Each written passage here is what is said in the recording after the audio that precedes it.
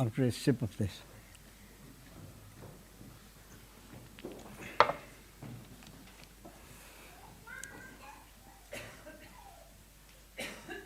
Let me summarize briefly what I said yesterday. I always tell my visitors, if you have a question, go back to the basics and you will probably get an answer, or better still, the question will dissolve. The basics are amazingly simple. I keep repeating. All there is the one source. Call it by whatever name you like. Call it the source, call it the noumenon, call it consciousness, call it absolute, call it primal energy, whatever you call it, that is the only reality. From this reality, from the noumenon, has emerged the phenomenality or phenomenal manifestation. That is the basic point. From the source has appeared, and whatever has appeared, emerged, is an appearance. So what has emerged from this noumenon is phenomenality, is a phenomenal manifestation, of which the human being is one object. From the totality of objects, the human being is one object. Basically, essentially, fundamentally, the human being is one object among billions of objects in the phenomenal manifestation. And the phenomenal object that the human being has been described by a writer as a machine, as a human mechanism, in which there is a mechanism which prevents the human mechanism from seeing its mechanistic nature, and that is the ego. The ego is the sense of personal doership. The ego is the me as against the you and him and he and she.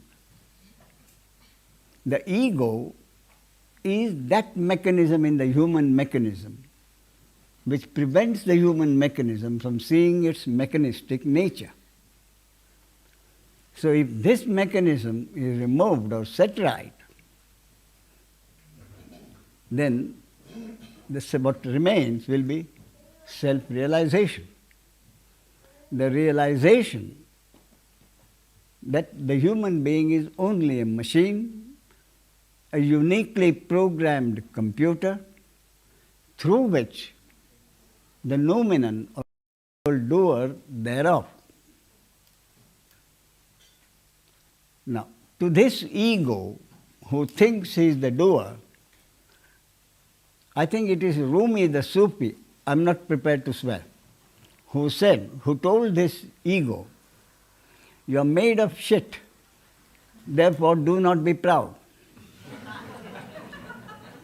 You are made of stardust, therefore be noble. That's what Rumi said.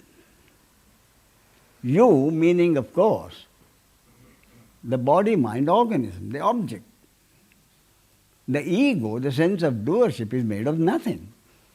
It's a purely divine hypnosis or maya. So, I've told you one story about the Sufi story. Let me tell you another one. In the old India, there are plenty of small kingdoms. And in one kingdom at one time, there was some kind of celebration going on.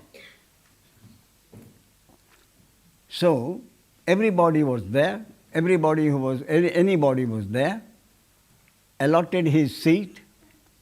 There was only one throne empty for the king to come. In the meantime, the chief minister was hovering around impatiently, waiting for the king to arrive. And at that moment, a raggedly dressed Sufi walks into the place, goes straight to the throne and sits down there, to the consternation of everybody, especially the chief minister. Then the chief minister goes to him and he said, "What right have you got to sit here?" He said, "Why not?" So he said, "You're not a minister. I know all the ministers. You're not any official either. I know all the officials. And you're certainly not the chief minister." Each time the Sufi said, "I'm not a minister, I'm more than that. I'm not a judge, I'm more than that. I'm not a chief minister, I'm more than that." Then he said, "And you certainly are not the king." He said, "Of course I'm not the king, I'm more than that." Then he said, "Are you God?" So he said, "No, I'm not God, I'm more than that." So the chief minister said, "More than God, there's nothing." He said, "You're quite right, I am that nothing." So you can take your choice, made of shit, made of stardust, or you're nothing. So that is the basics. What I refer to as basics, this is the basic. So the human being without the ego is a uniquely programmed computer through which the source brings about whatever is needed according to God's will.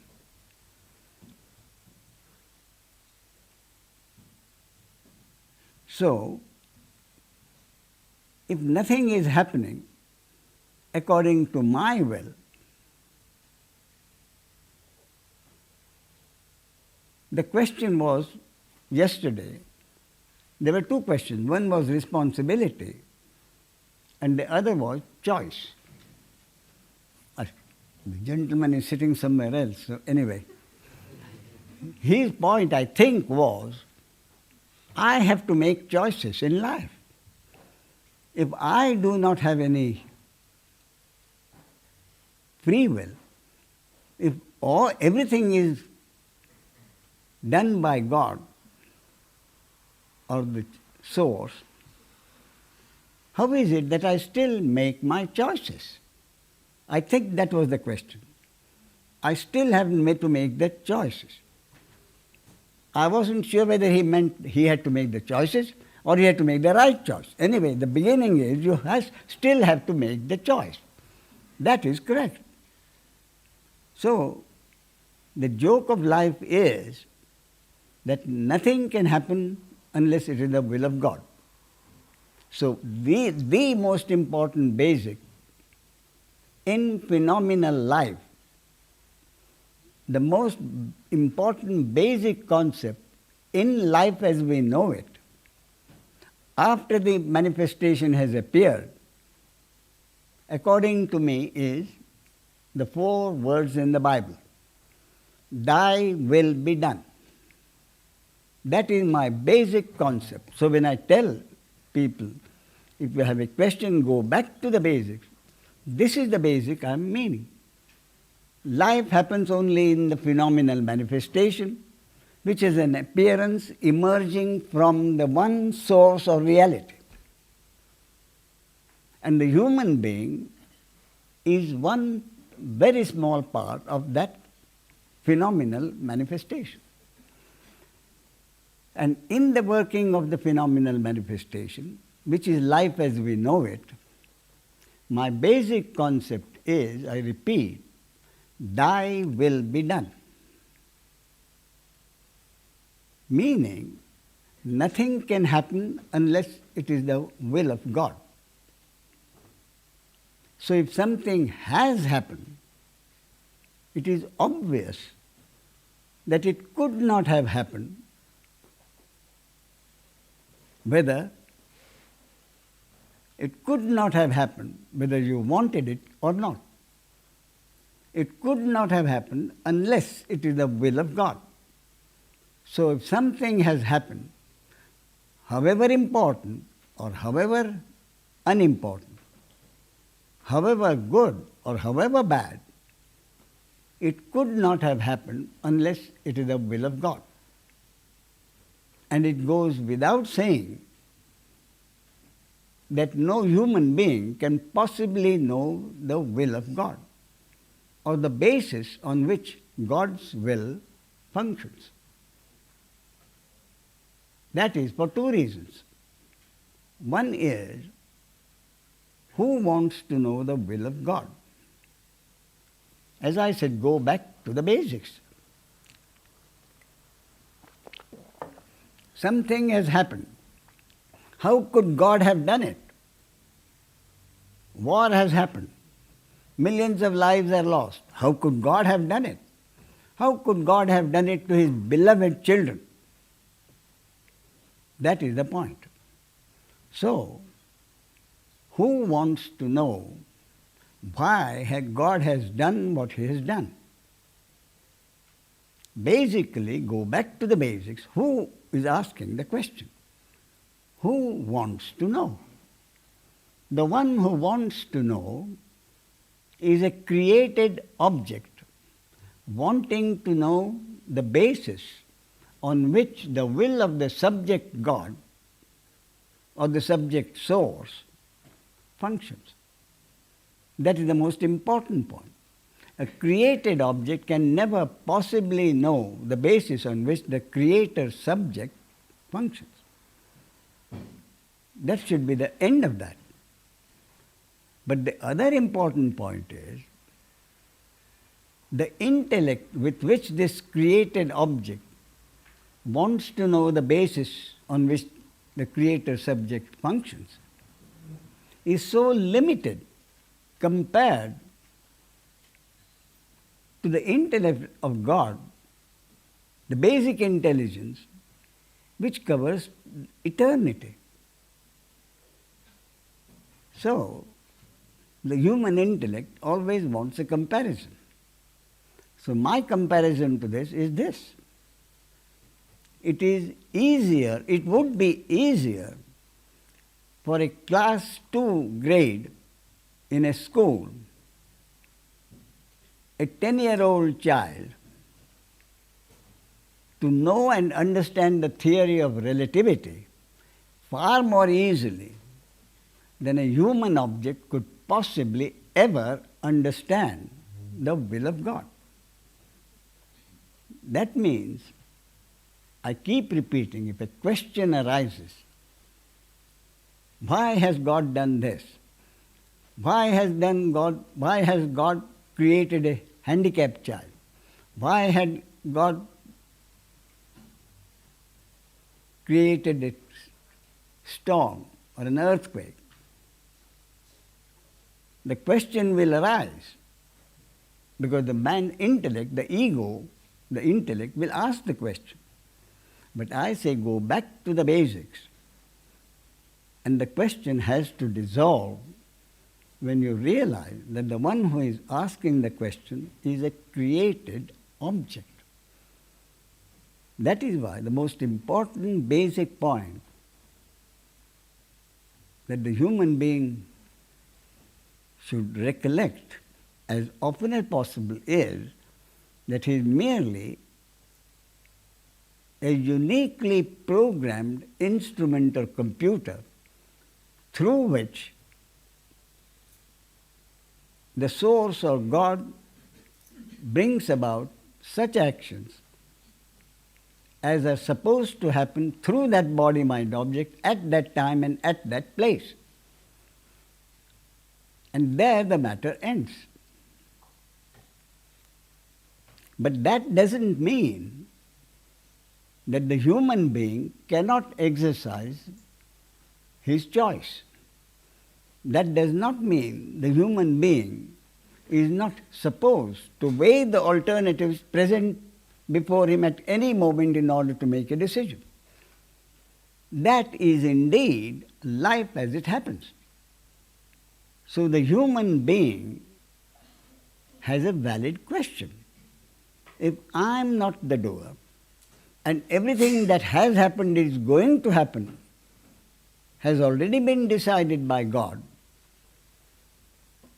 then why should I make a choice? My answer is don't make a choice. No one is forcing you to make a choice. But you will force yourself to make a choice, because without making the choice, you can't go ahead in life. So, the ego comes back to the question, do I have free will? Answer is yes, you have free will. But the ego says, but you have just told me that nothing happens unless it is God's will. That means you are telling me that I have no free will. So, I said there again, the ego or the intellect always wants an answer, yes or no. And whether life can give you an answer, yes or no, I doubt. And I think modern physics has come to that conclusion. That to a question, yes or no cannot be given. Is the particle a particle or is a particle a wave? The particle sometimes behaves like a wave, sometimes like a particle. So the physicist has come to the conclusion that very often the answer is yes and no. You go out in the shadow, you go out on the sun, there is a shadow. Is there a shadow or is there not a shadow? Of course there is a shadow, you can see it. But you come inside, there is no sun, there is no shadow. So is the shadow there? No, it isn't there. So is the shadow real? Yes, when you go out in the sun. It is not real when you come back into the house. So, is there a free will? I say, yes, you have a free will. Because you can make a choice. So the choice that you make is the free will. So does man have free will? I said, yes, so long as you have to make a choice, you have free will. But if you investigate what that free will is, on what do you base that choice that you make? It is your choice. But on what do you make that choice? The choice you make depends on the programming in that body-mind organism which you claim is you. Whatever choice you make is based on the information you have collected, your likes and dislikes, genetic likes and dislikes, the conditioning that you have received. It is on that you will make your free choice. So you do have free will. But your free will is based on your programming in that body-mind organism over which you have had no control.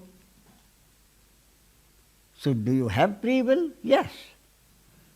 But that free will is, I think, counterfeit. Because it is not based on something over which you have control. Shadow, yes and no. Free will, yes. But what is the free will based on? Something over which you had no control. Your genes, DNA, and the conditioning the body has received. So I compare it usually to something like this. You have inherited an old house. No one's been there for 100 years. You take the key, you open the house, you look around, you go to the attic, you find a large trunk. You break open the lock, and inside what do you find? A bundle of currency notes. Do you have a bundle of currency notes? Yes, you have. You have a bundle of currency notes. Then you take it to the bank the next day and you say, this is counterfeit. So you have a currency note, but it's worth nothing. So you have free will, but it's worth nothing.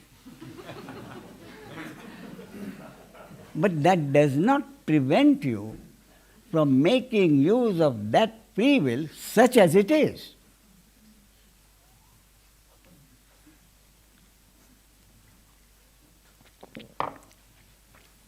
Therefore, my answer is, although nothing can happen unless it is the will of God, and if something has happened, it could not have happened unless it is the will of God,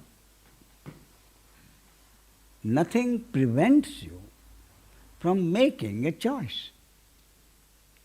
Whatever choice you have to make your choice. But your own experience tells you, having made the choice, whether that choice works out into action, and whether that action brings about the result that you have anticipated, has never been in your power.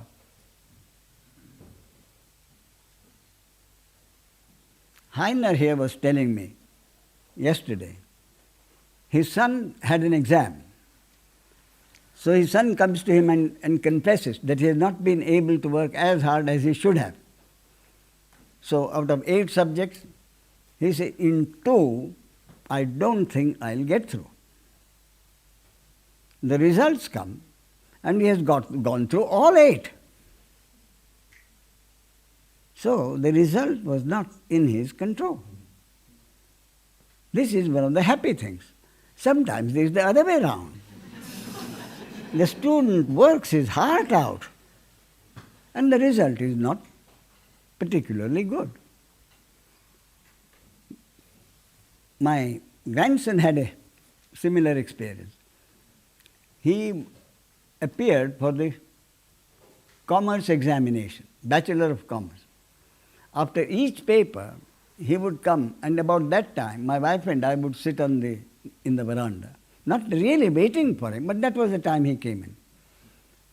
Every paper he came in, he said, oh, not bad, 70%, 80%. He came back after his accountancy paper. He came with a broad grin, and before we could ask him a question, either by glance or by word, he says, I have not committed a single mistake. And accountancy is like mathematics. You get 100 or you get nothing. Or for bad figuring, you may deduct a mark or 2. But he said, I have not committed a single mistake. When the results came, he got only 60%. So he was very disappointed. Then there is in Bombay a system of revaluation. You are supposed to deposit a fair amount. In case the figure is not changed, then you lose that deposit. But if the paper is revalued, you get the money back. So he asked for revaluation. And what had happened was a whole section, the supplement to the main thing, the marks on that were not added. You see? So on revaluation, he got 96. Instead of 60, he got 96. So that was the good event. But in the meantime, the result was already declared that he had a second class and not a first class. But the revalued marks were added, and in fact he got a first class, but on paper he didn't. Did he have a first class? Yes and no. Is there a shadow? Yes and no. Do I have free will? Yes and no. See, that's why I say go back to the basics, and very often your question will collapse. I'm not saying that the question doesn't arise. Seeing a handicapped child, seeing a young man killed in an accident, the question arises. Why does God have to do it? But if you go back to the basics quickly, the question will collapse quickly until the next question arises. Because basically the question is asked by a created object.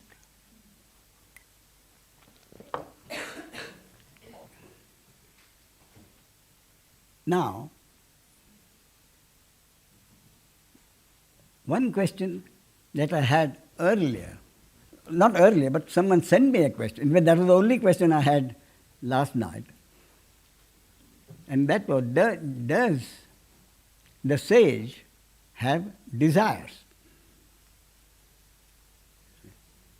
So if the sage does not have desires, then he will not be a human being. He will not be a sage. He'll be like a cauliflower. Only a cauliflower does not have desires. It doesn't even desire not to be eaten.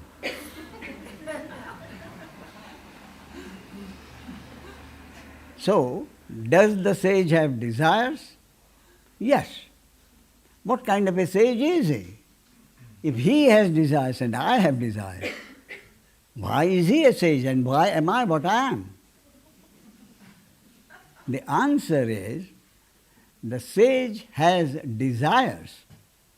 That is to say, desires arise in that body-mind organism with which there is identification.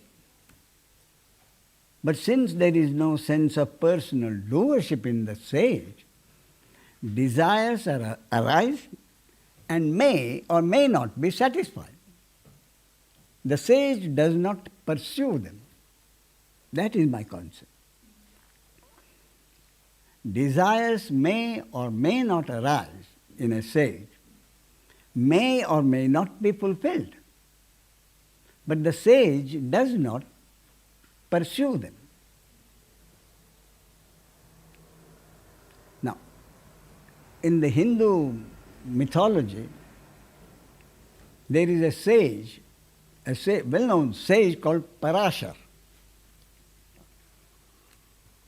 He is supposed to be crossing a stream. The stream, there was one boat plying, and there was an old man and his daughter. One of the two would be plying. The daughter was a very pretty young lady. So when Parashar was being taken over to the others, Parashar saw this lady. He was smitten. Desire arose. And obviously the young lady was willing. So he lived with her. He had a child.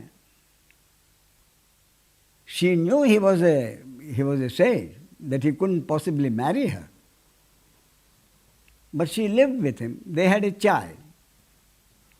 And when the child was born, the sage Parashar told her, I'll come back after 10 years and claim the child. Until then, please bring up the child. Then he asked her for 2 boons. He had the power to grant boons. So she said the first boon, her virginity had to be restored. That was done. The second boon, I forget what it was. I think she wanted to marry a king or something. That was also allowed. And she did marry a king. But the point is that the son who was born, for whom he came 10 years later, claimed him and took him to his ashram, where he got training. And he became the sage Vyasa, who wrote the Mahabharata. See? So, when things happen, there are 2 ways of looking at it. A happens, which leads to B. B leads to C. C leads to D. But the point I'm making is that there is another way of looking at it. If D has to happen according to God's will, C has to happen. And if C has to happen, B has to happen. And if B has to happen, A has to happen. Therefore, A may seem to be a very bad thing. But if that A is supposed to lead to D, which is a very good thing,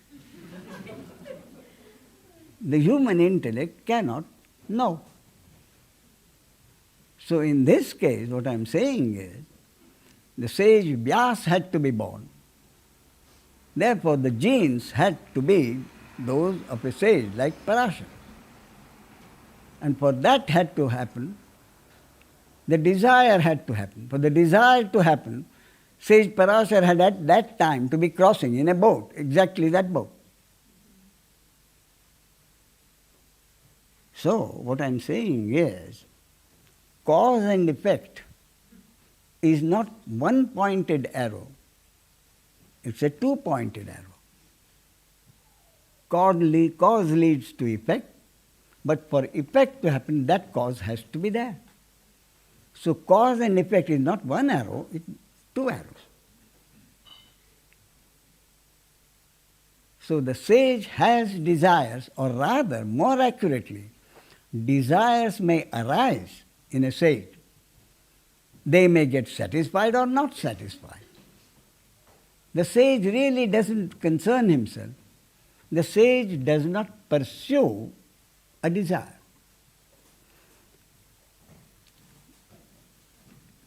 There was a novelist, Razor's Edge. The book was Razor's Edge, Somerset Maugham, many years ago, 30 years ago, 40 years ago. And the story is that he wrote the book after he had gone and met Ramana Maharshi. The impact was so high that the idea of the book Razor's Edge came to him then. And in that book, in the Razor's Edge, there is an incident. The main character of the novel is Larry. He is supposed to be deeply interested in spiritual seeking. He comes to India, spends several years, then he goes back to the States. He goes back to the States and finds that for his purpose, he still wants to read a lot. For his purposes, he decides that being a taxi driver is a good job for him. Plenty of time in which to read. When he works, he works hard. So he becomes a taxi driver and takes a room from a landlady, a small house, the only room which the landlady can let out. So he lives in that small room, drives the taxi, perfectly happy, contented existence. Then one night, the lady comes into his room, the landlady comes into his room, takes off her clothes, and gets into his bed. So Larry, who was reading the book, keeps the book aside, and they have sex. After they have had sex, the woman gets up, puts her clothes on, and she goes out of the room. And Larry picks up the book and carries on where he had left. You see? That is another example. The desire arising and getting fulfilled. If the desire arises, may not get fulfilled. But the sage doesn't pursue it, whereas the ordinary man does, and therefore becomes either happy or unhappy. So pursuing a desire is what causes unhappiness.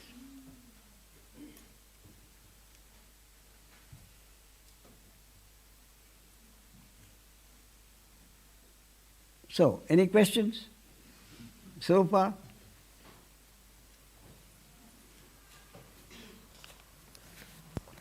Otherwise, I have some deposit. That is the leftovers from the previous seminar. So if you have any question, yes, the other question was about responsibility. That was yesterday. There was another question about responsibility. What I do with my visitors in Bombay is, if a question comes and he or she is not very sure about what the question is, I help him with the wording the question. And I word the question with an extreme. Take an extreme case of what the visitor wants to take as an example. The responsibility in this case means really, if I have not done anything, two parts of it. If I have not done anything, but the society and the law consider it a crime, why should I be punished? My total understanding is that if the act happened, it happened because it was God's will. It was not my act. Then why should I be punished? The answer is very simple. You didn't do a thing, you are not going to be punished. Some action happened through a body-mind organism. An action happened because it was God's will. The action and the consequences go together. And the consequences need not affect only that body-mind organism through which the action happened. The consequences may affect a whole number of people. So, it was God's will that that action happened through a particular body-mind organism. And it is also God's will that the consequences of that action affect those who will be affected, not just the person through whom it affects. So, if the punishment is there, the action happening through a particular body-mind organism, the punishment will refer to that body-mind organism again. There is no one truly concerned. Action and the consequences together are God's will. Action and the consequences together is one movement in consciousness, which is God's will. That is the point. The other part of responsibility is this. Someone says, if I am not responsible for my action, what is to prevent me from taking a machine gun, going out and killing 20 people? Apparently a valid question.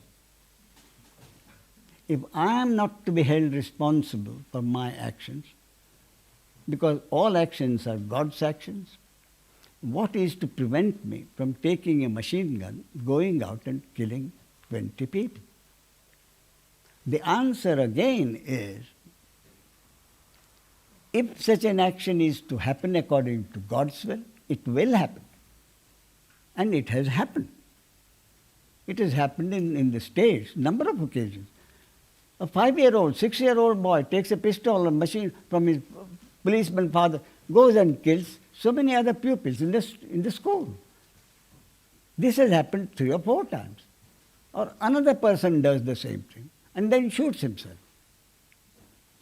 So it has happened because it is God's will. But if you say, what is to prevent me from doing it?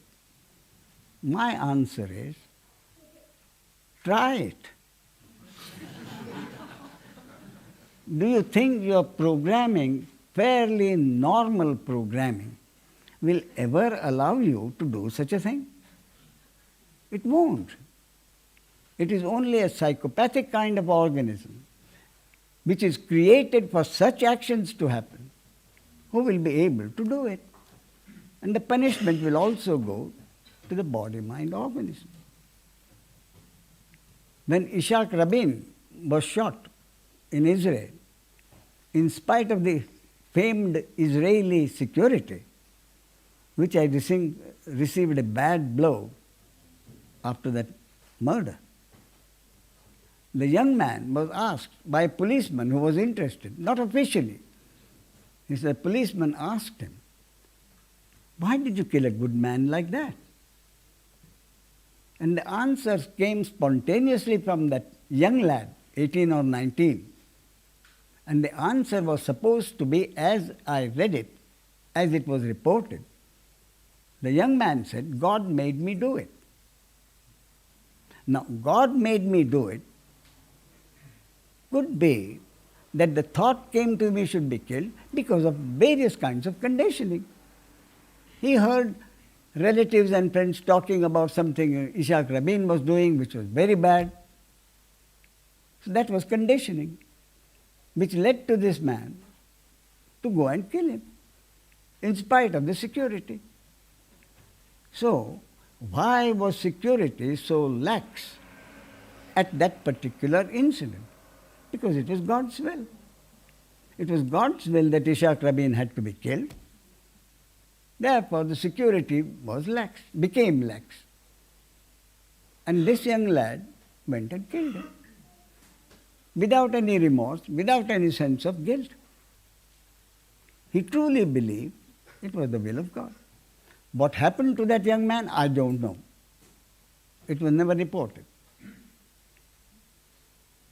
And another peculiar thing, tennis match was being played, and one time Steffi Graf's opponent, I forget the name. Sorry? Monica Seles. She was sitting for 2 minutes rest. And someone from the audience comes and stabs him in the back, stabs her in the back. Why? Because he didn't want Steffi Graf to lose. For the simple reason. And the real joke is, I'm told, in the court, he was let off. Subsequently, there was an appeal and he was punished. But the immediate consequence was that he was not to be punished. So he was not punished for whatever, that he did not mean anything or something like that. So what I'm saying is an action happens. What the immediate consequence is going to be and the subsequent consequence, no one can know. My point is, no one can know. Only it is God's will.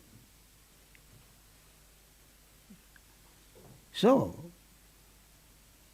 if some, in the management, I remember reading the other day, many years ago, not the other day, many years ago, if something goes wrong in a multinational company or a big company, the usual way of dealing with it in Europe and America, I'm told, is to find out the cause, who was responsible, and to punish him. That is the usual procedure. In Japan, I'm told, the viewpoint is totally different. Their first thing is to make sure that it does not happen again. What caused that accident or whatever. The idea being to see that this does not happen again. To find out who was responsible and to punish him is, according to the Japanese philosophy, a minor point. They would do it, not that they wouldn't. But the immediate thing is not who did it, but how it happened. So that there could be prevention for the next time. So the viewpoint, who did it, who is to be punished, is one way. The other is it happened. Let us try and make sure that it does not happen again. That is the other viewpoint. So who did it is really irrelevant.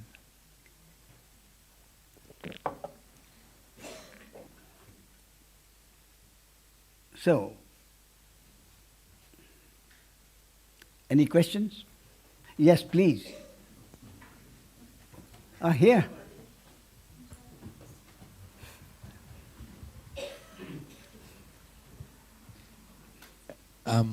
I just wanted to ask a follow-on question there. Please. About desire and the sage. Please, yes. And it's got to do with making choices or to do with choices. So yes. If desire arises in the sage and the sage doesn't pursue that, so then how the sage makes choices also, or makes counterfeit choices, or however you say it. Yes, if he has to do it.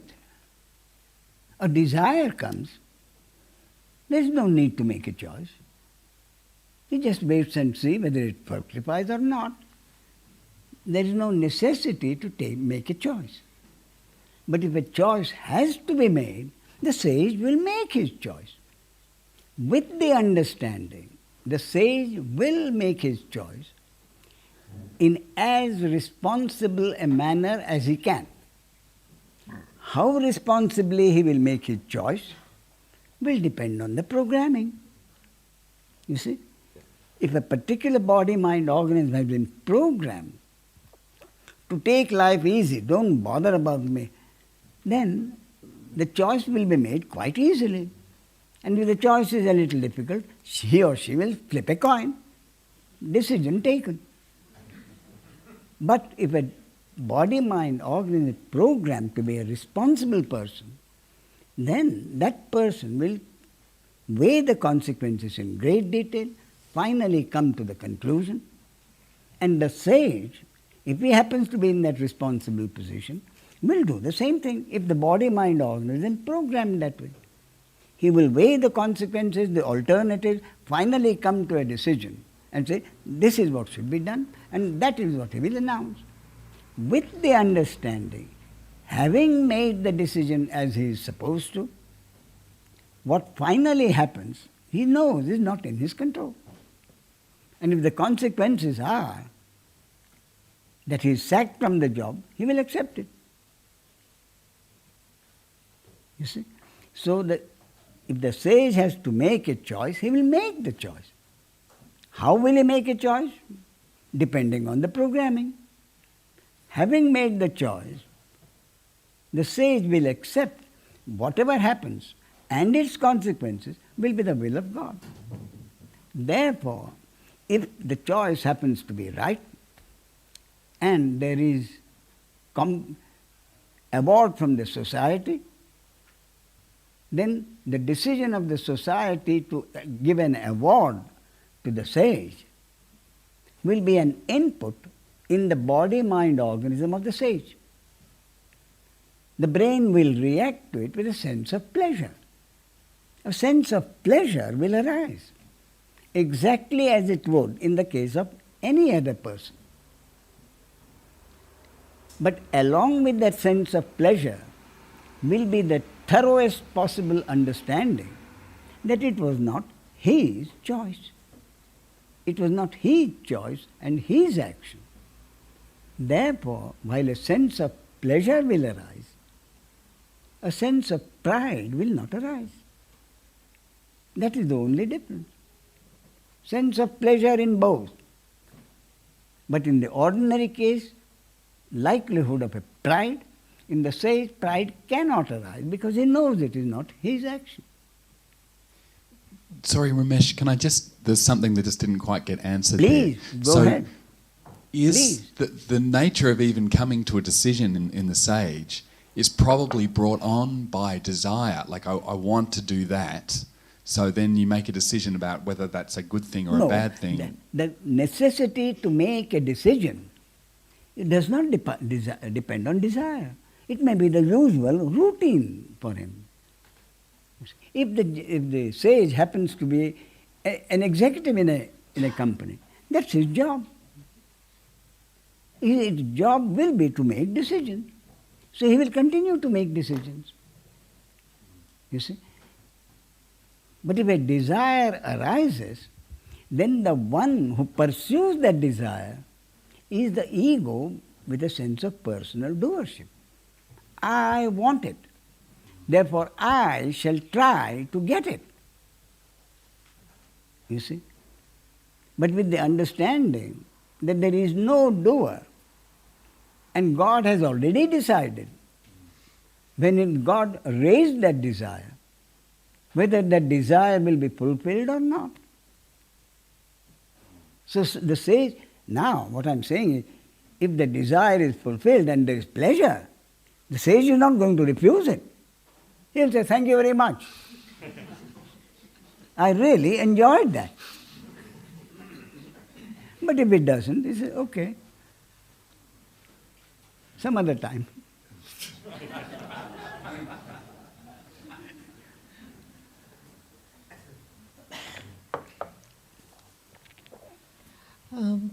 May I ask a question? Please. You told me last year, Yes. because we're talking about desires, you Yeah. told me Yeah. to leave the will away. I'm sorry? The willing, the desire of getting enlightened, to leave it away. The desire to get enlightened Yes, to leave it away. will, To let it go. yes, yes.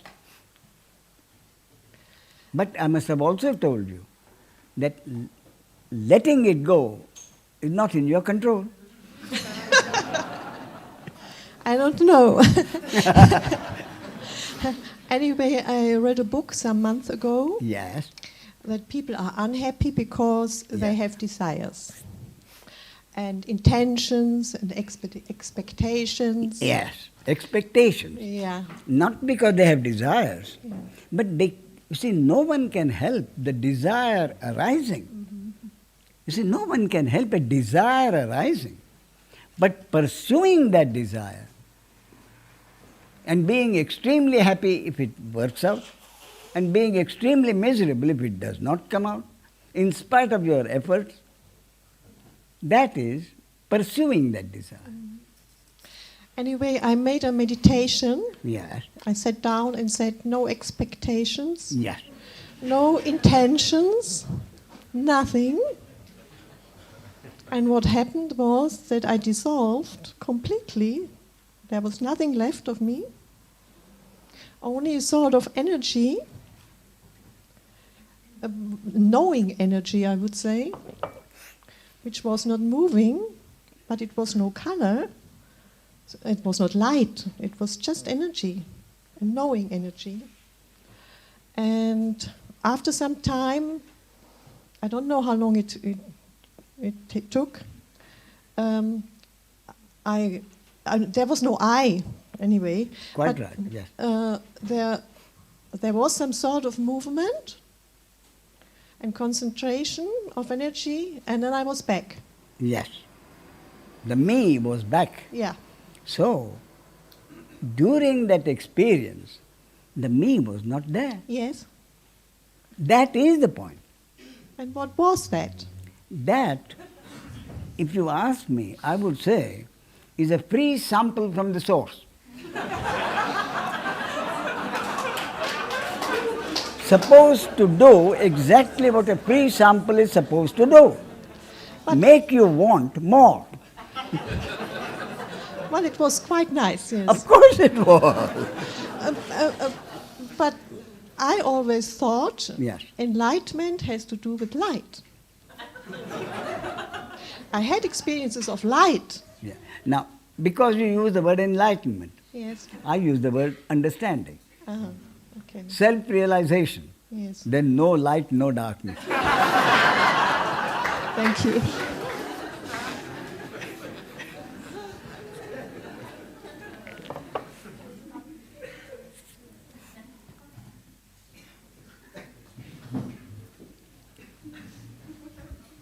Please, can you come forward?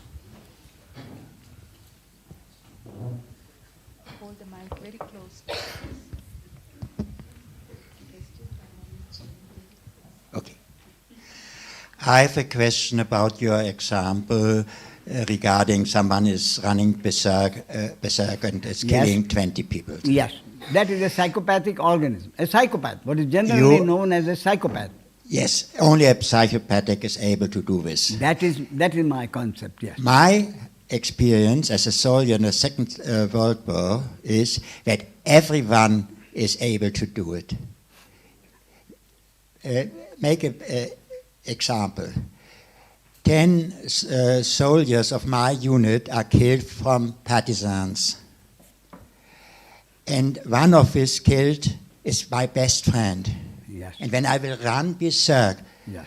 and will destroy the whole village Yes. together with others, burning down, killing Yes. children, women, Agreed. everyone Agreed. is able, if he comes in a certain situation, that he is running berserk. Yes.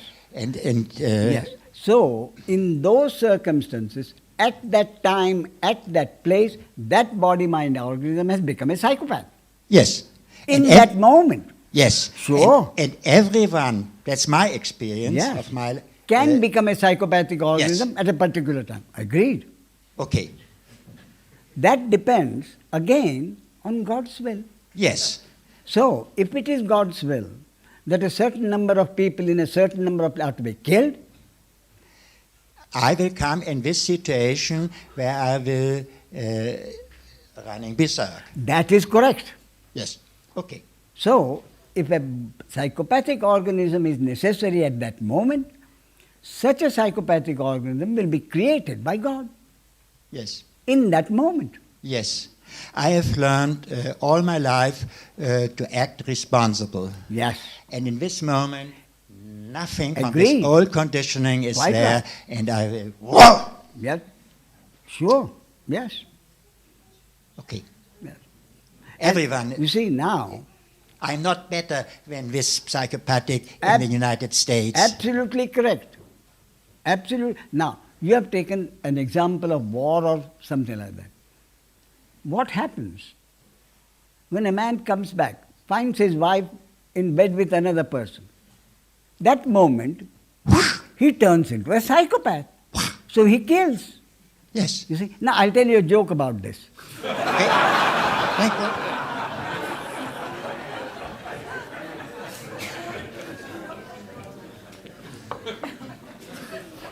You see, a certain person was in the habit of saying, it could have been worse. Anything anybody told him, it could have been worse. Once his friend came and told him, he said, Tom, you know what he did? He said, Tom came back early home yesterday, found our friend Robert in bed with his wife, and he killed both of them. This man said, it could have been worse. This friend was angry. He said, are you crazy? Tom comes home, a friend of ours, kills another friend and his own wife. 2 people dead, 1 man, a friend, in jail. And you said it could have been worse? So he said, yes. If it had happened day before, I would have been dead.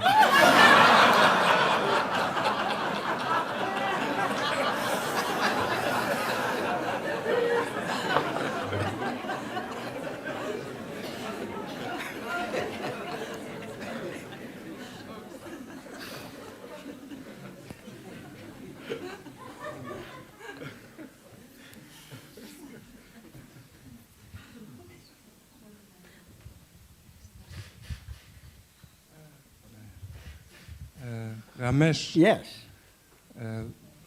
there is something which makes me a little bit crazy.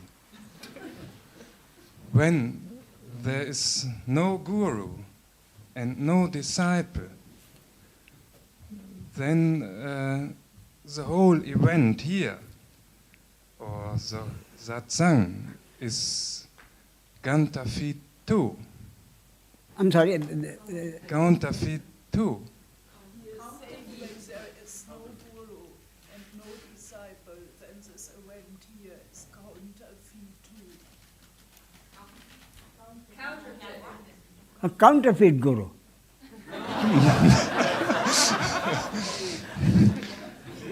No, I repeat. Yes, please. Please. Yes. Yes.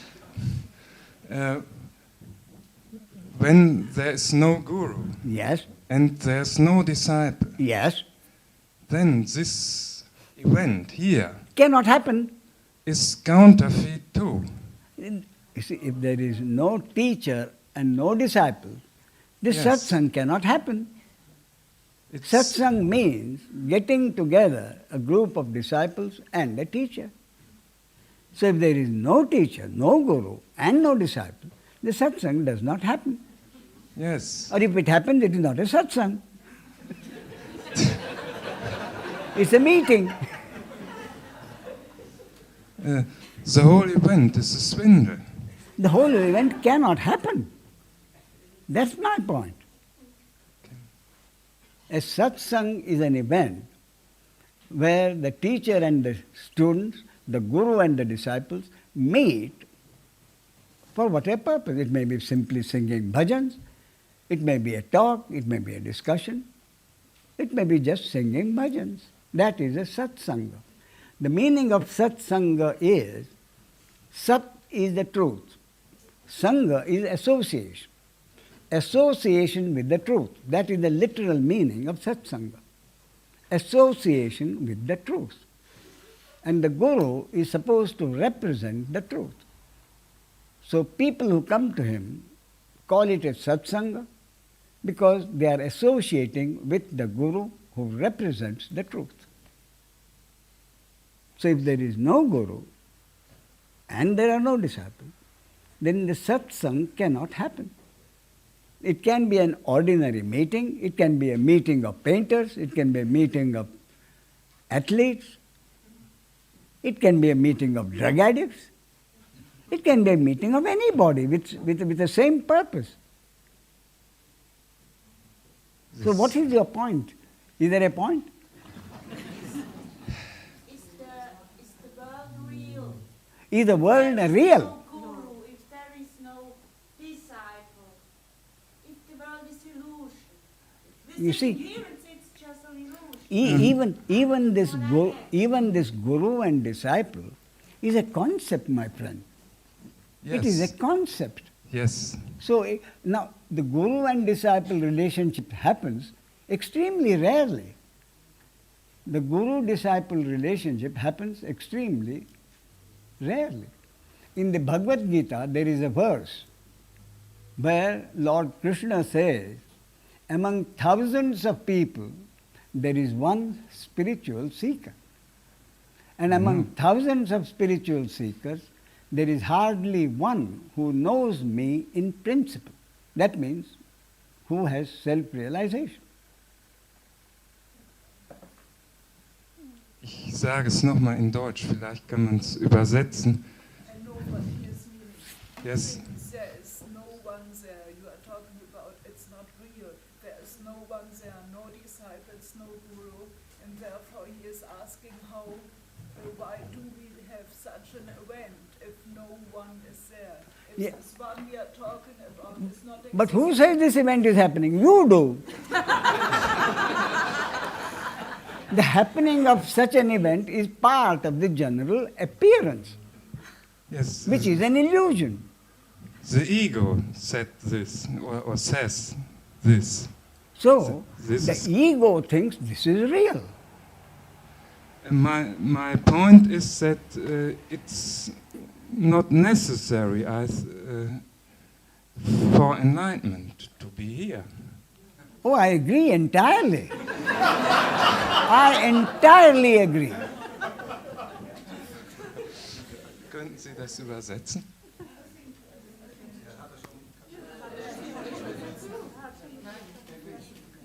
You understand that he said, ach so, also Ramesh ist damit völlig einverstanden. Yes. Entirely unnecessary. But Heiner will not give you your money back.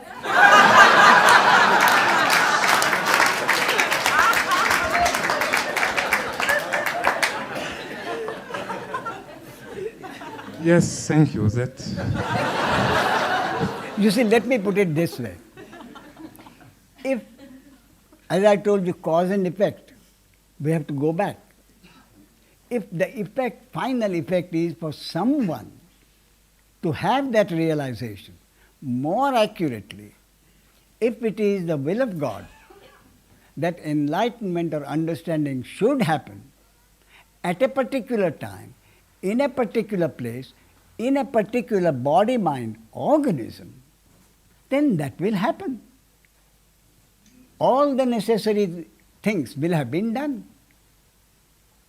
Ich bitte das übersetzen. Ja, er hat gesagt, also wenn Erleuchtung passieren soll zu einer bestimmten Zeit an einem bestimmten Ort, dann wird es passieren. Und all das Nötige dazu wird getan sein. Ja, das Letzte, oder wenn ich das nochmal wieder etwas vertiefe, dann ist bei mir das Gefühl da, dass diese ganze Veranstaltung, ist natürlich das Ego, was spricht, aber das Gefühl ist da, dass das eher ein Hindernis ist als eine Beförderung der ganzen Sache. What he thinks it's a soul event here happening for him is either a hindrance than speeding something up. He sees it as a hindrance more than... Whether it is a hindrance or not, and for those for whom this is an hindrance, has already been decided by God. Whether it is a hindrance, and for whom it is an hindrance, it's all been decided by God. Yes, okay. Thank you.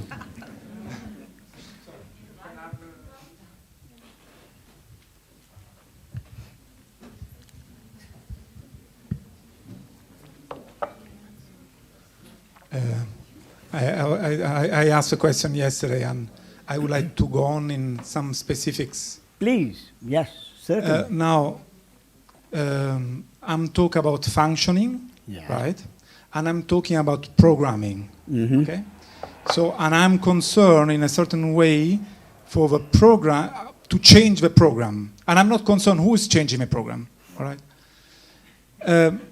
I find a very good example when you told about the killer who killed Rabin, I think it was. Yes, right? He yes. was so effective, I think, because he was thinking it was the will of God. Yes, And that made his act very effective. yes. And I believe there are people who they believe that they are realizing something that is the will of God.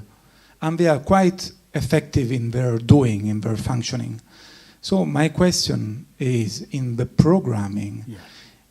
do you think there is a possibility of choosing when you have to choose, in the sense to be more sensitive if the choice that is done, it's coming from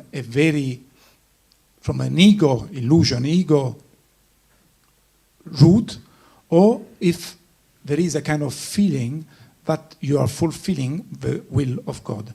And this I am concerned only because I am concerned in functioning in a good way. Yes. It's very down to earth. I understand, yes. Right. So to synthesize, when I'm acting or choosing, Yes, there are moments in which maybe I can say I don't even think about it. yes, It just happens. Yes. And in that case, yes. the certainty, for me it's obvious that is something that is beyond my ego, Quite. and things are beautiful, they're Yeah. flowing. Yes. Instead, there are other moments when it's clear that it's the ego, I'm gonna do it in my way. Yes. And often, at least in my case, it Yes. fails.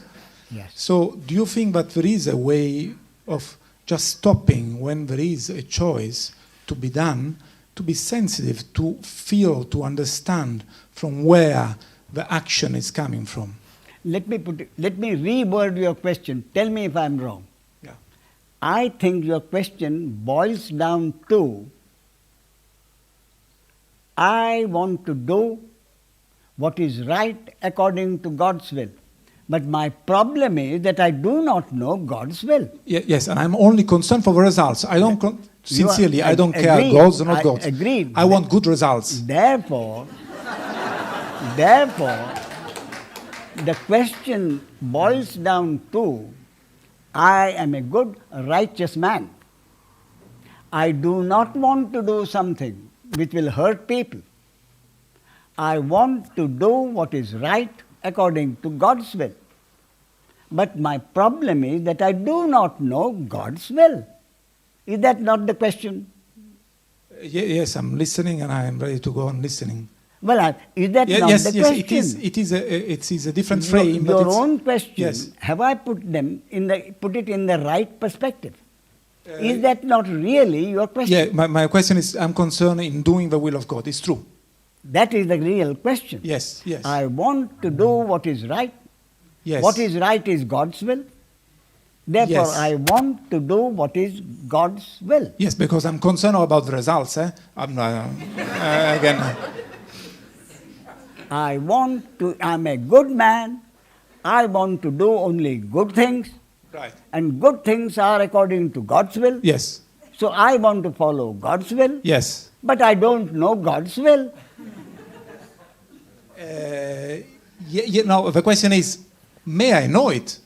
Can I know when it's God's will or not? But I told you, no one can ever know God's will. But I'll answer your question.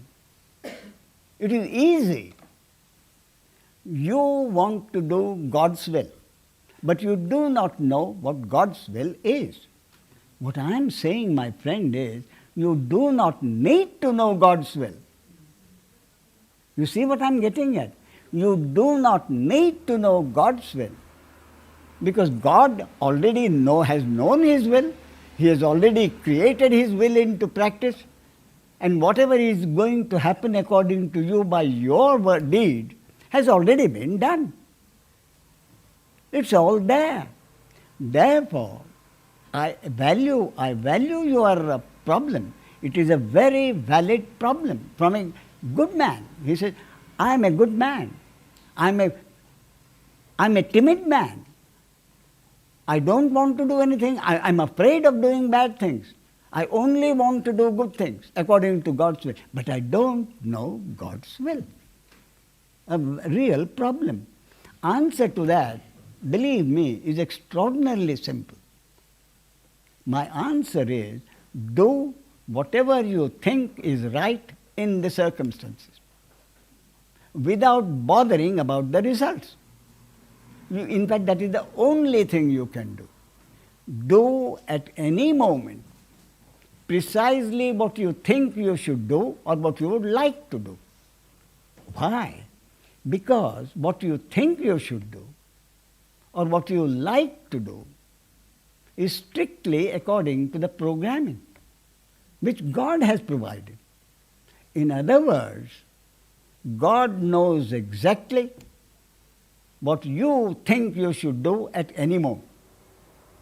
In fact, what you think you should do or what you like to do is exactly what God wants you to think at that moment.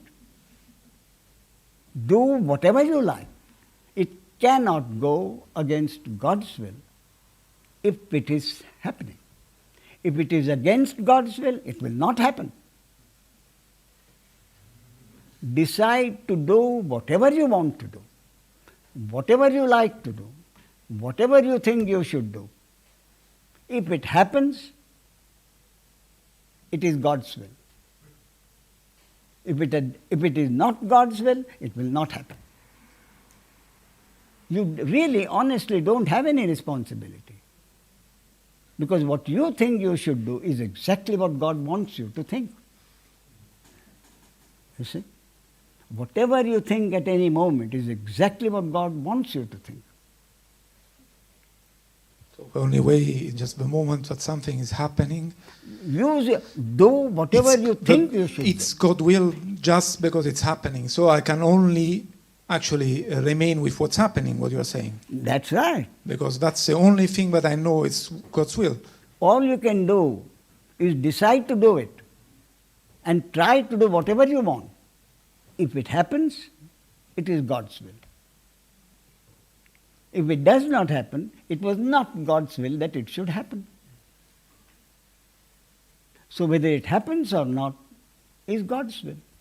And your decision truly has nothing to do with it. Thank you.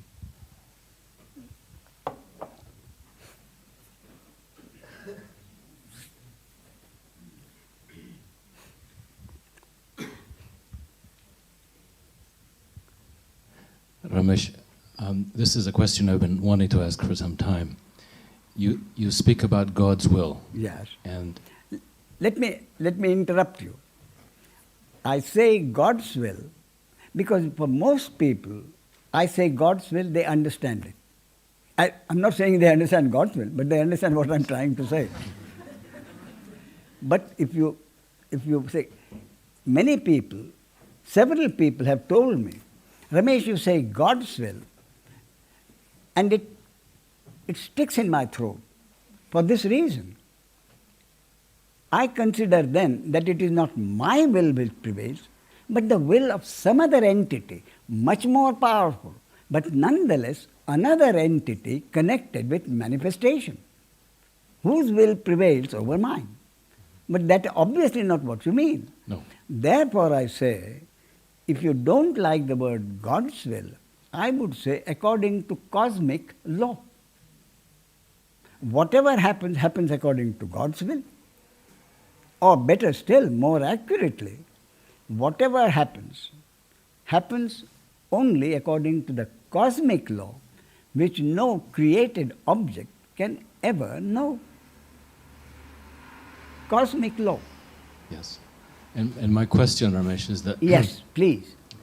in the way that I understand this, Yes. there is no you or me that God's will acts on. It's all, there's not even a God that has a will. It's just happening. That is correct. According to cosmic law. That's right. Yeah. But I only use the word God's will so that it's easier for an average person to understand that it's not my will which prevails, but God's will. Yeah. But I keep repeating, when I use the word God, I use it as the source and not as the chief executive officer of this manifestation. Yes, I understand that. And what I'm saying is that it appears to me that even the concept of will acting on anything is superfluous. Quite right. Therefore you say, everything has happened according to cosmic law. If we want to use the word God, then what I would say is, this life as is happening, as has happened, and as will happen for thousands and thousands of years, is a movie which has already been made, the script of which has been written by God or the source. It's produced and directed by God or the source. God or the source is playing every character in the movie, and it is God or the source who is witnessing the movie through body-mind organisms created for the purpose. Yes. It's all there. Yeah. Important thing is God is playing all the characters in the movie. So there is no separation of There any is kind. truly no separation. Yeah. It's all God, not God's will. No. Thank you.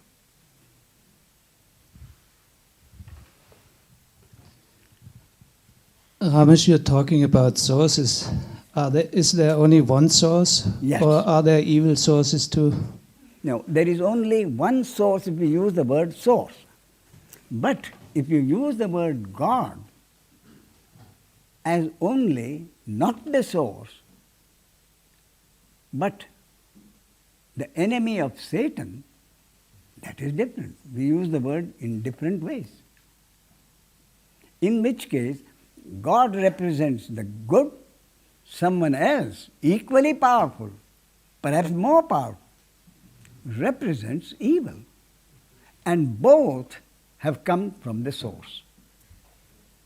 The good and the evil, the beautiful and the ugly, are the interconnected opposites forever present in this manifestation and its functioning, which is life as we know it. Life as we know it is based on interconnected opposites, both of which have to be present at any moment. There is never at any time been beauty without ugliness, never been good without evil. And that is what the sage understands. The duality of the functioning of manifestation, the duality of life, the presence of interconnected opposites. The sage does not choose because he accepts duality. The ordinary man does not accept duality. He chooses and discriminates, and therefore he lives in dualism, one against the other, beauty against ugliness, good against evil, and he therefore becomes unhappy.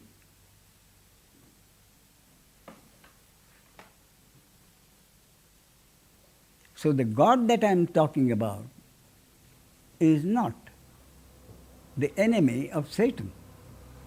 The God that I am talking about is the source, the noumenon, the source, the one without a second, the one from which the second and the millions of objects in the manifestation have appeared. Therefore, the manifestation and its functioning is an appearance. It's a movie. It's So a evil leela. is only in dualism. Evil is in duality as the interconnected opposite of good. And my point is, so long as life has existed, the good and the evil have always been present. Sometimes one, sometimes the other.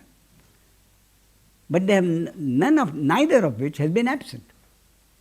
Neither of which can be absent, because the whole manifestation and its functioning is based on interconnected opposites, beginning with Adam and Eve. Have you heard me tell the joke of Adam and Eve? I heard so many jokes of you. But Adam and Eve, have you heard the joke? All right, I'll tell you. When God created Eve for Adam, Adam was delighted. So Adam says, Lord, thank you for creating Eve for me. Why have you made her so pretty and so soft and so acceptable? The Lord said, so that my son, you may love her. And why have you made her so kind and considerate and looking after my needs so well? So that my son, you may love her. But Lord, why have you made her so stupid? So she said, so that she may love you.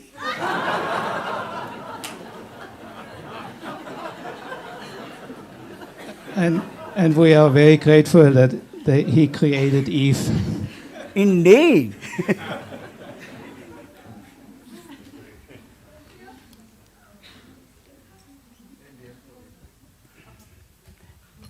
Shall we make that the last question for this morning? Okay. Then we'll have some bhajan. Ramesh, I like to ask the question, or I have to say it, what is bothering me very much is Please. that I'm realizing Yes. how much I am programming and... how much you are programmed? No, how much I do program and condition my children. Yes, And, yes, sure. You know, I'm Certainly. always thinking, how can I avoid that? And now I find out I can't. No, you can't. You can't. I mean, I have to deal so much with my own programming I and agree. conditioning, and I do the same to my children. Yes, but you have the answer already. Yes, it's probably only because it's the will of the source or God. That's so. You know, I it- can't no, get around it. It is the will of the source that you do whatever you think you should do at the moment. Whatever you do will not be against the interests of the children. Obviously, whatever you want to do, you do in full expectation that it will be in the interests of the children. No doubt about that. So you do whatever you want to do for the benefit of the children. And you are quite right. Whatever you do, will be conditioning Yes. for the children. The necessary conditioning which has to happen from moment to moment as far as the children are concerned. Now, how that conditioning affects the children will depend on the destiny of those children or the will of God. Whatever is the will of God for your children is going to happen, irrespective of whatever conditioning you give them. But very often it happens that I give them some sort of advice. Yes. And then a moment later I think, oh, this is stupid. This is so ridiculous. Yes. You know, I know that because of my own experience. Quite right. But still, I You very can't- often... You can't help it. No. And if it has already happened, it could not have happened unless it was with God's will. Yeah. Therefore, it really is the simplest possible thing.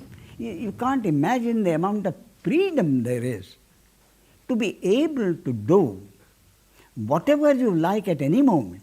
Can you imagine anything, any kind of freedom more than that? To be able to do whatever you think you should do without worrying that you may have done something wrong. Yes.